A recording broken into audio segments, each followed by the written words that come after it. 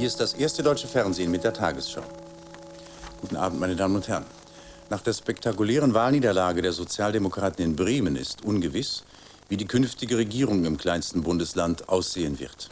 Möglich erscheint sowohl eine Koalition der SPD mit den Grünen als auch mit der FDP, aber auch über eine sogenannte Ampelkoalition aus eben diesen drei Parteien wird spekuliert.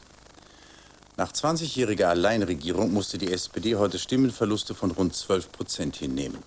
Als zweite Überraschung der Bürgerschaftswahl wurde der Erfolg der rechtsextremen Deutschen Volksunion DVU gewertet, die landesweit klar den Sprung über die 5%-Hürde schaffte. Direkt aus Bremen, Ulrich Deppendorf. Ja, und wir haben jetzt gerade reinbekommen das amtliche Endergebnis der Wahl zur Bürgerschaft in Bremen. Und das sieht folgendermaßen aus.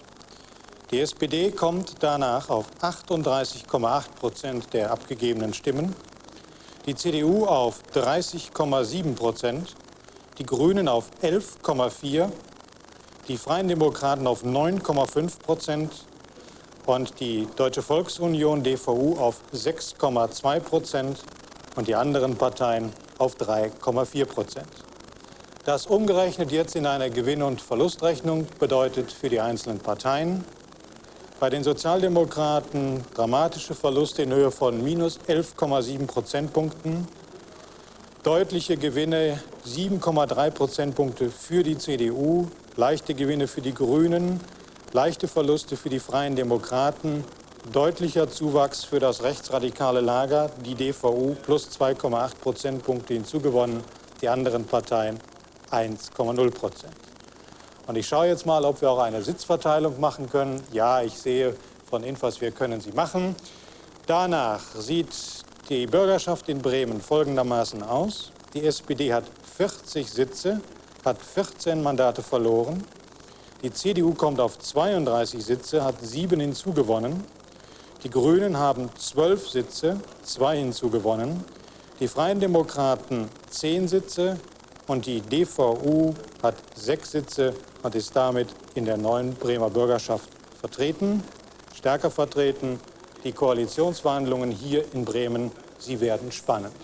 Ganz kurz noch ein Blick, wo kommen die Verluste der Sozialdemokraten her? Das zeigen die Wählerwanderungen.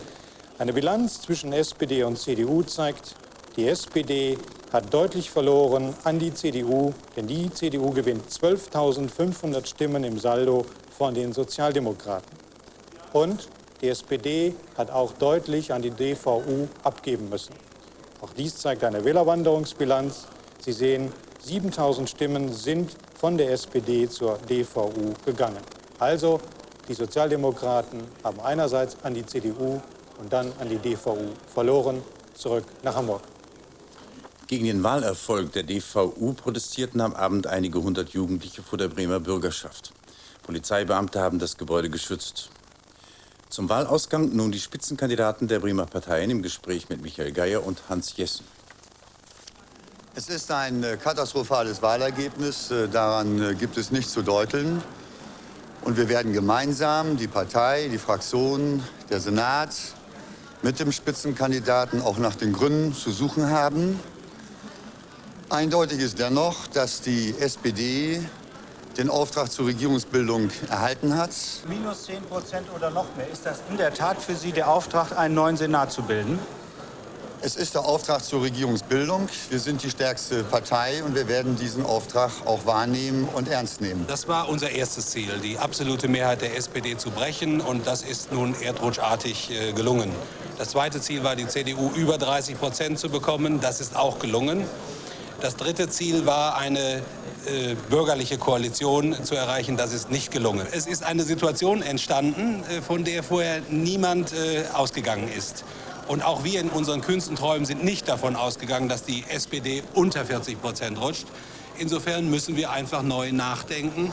Und das will ich aber nur heute Abend nicht tun. Es hat sich gezeigt, dass eine Mehrheit für CDU, FDP, ganz gleich, wie man inhaltlich dazu steht, in Bremen noch nicht möglich ist. Dass sich dramatische Veränderungen ergeben können, hat sich gezeigt. Ich habe das nicht für möglich gehalten, dass die SPD 10% verliert. Wir stehen jetzt allerdings vor einer Situation, die, glaube ich, niemand in diesem Wahlkampf so erwartet hat, dass eben einfache Lösungen offensichtlich nicht in Sicht sind.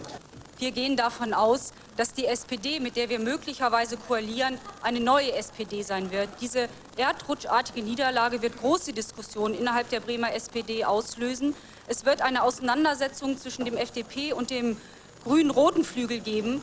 Und wir hoffen sehr, dass der grüne Flügel in der SPD den Mut hat, eine Politik für Bremen zu machen, die eine ökologische Erneuerung betreibt und die insbesondere jetzt bei dem Stimmensieg für die Rechten den Mut findet, für ein liberales, humanitäres, innenpolitisches Klima gegen die Verschärfung einzutreten. Am Rande einer Demonstration gegen Ausländerfeindlichkeit im nordsächsischen Hoyerswerda hat es heute schwere Ausschreitungen gegeben. Als Angehörige linker und autonomer Gruppen randalierten, beendete die Polizei die genehmigte Demonstration.